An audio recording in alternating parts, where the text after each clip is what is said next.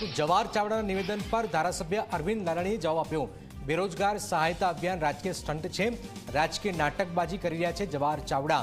જવાહર ચાવડા પર દિનેશ ખાટેના પ્રહાર છે। કોંગ્રેસમાં હતા ત્યારે કોંગ્રેસ સાથે પણ ગદ્દારી કરી હતી। ભાજપમાં રહેવું હોય તો કાર્યકર્તા તરીકે કામ કરવું પડે। તો હવે જવાહર ચાવડા પર પણ ભાજપના નેતાઓ જ પ્રહાર કરી રહ્યા છે। सीधी लड़ाई करवी हो तो कोण ना पाड़े ने आम आदमी पार्टी में लड़વું હોય તો છૂટ છે, કોંગ્રેસમાં પાછું જવું હોય તો છૂટ છે। જેમાં લડવું એમાં અમારો કાર્યકર્તા ભારતીય જનતા પક્ષનો સક્ષમ છે। માત્ર ને માત્ર પ્રજાને ગેરમાર્ગે દોરવાનું બંધ કરે એના માટેનો અમારો સવાલ છે। ભારતીય જનતા પક્ષ કે આવી રીતના એને તાબે થવાનું નથી। આવા નાટક તો કેટલા લોકો કરે, આ એક ક્યાં કરે? આવા તો આમ આદમી પાર્ટી વાળા કાયમ લઈને નોખા ફોટા પાડીને નોખા મૂકે છે, આવું આ કરે છે। આવા તો કેટલા ડીંડક ગુજરાતમાં હાલે છે।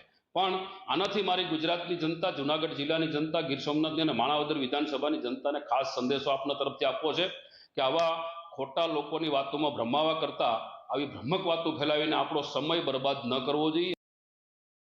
માણાવદર, વંથલી અને મેંદરડામાં લોકોને સાંભળી અને લોકોની બેરોજગારી જાણવા માટેની મીટિંગ બોલાવેલ છે।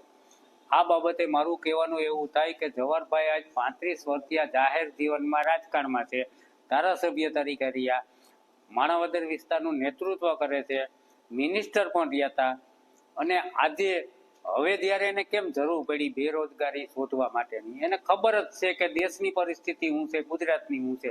આ હું માનું ત્યાં સુધી ફક્ત ને ફક્ત એનું એક નાટક જ છે।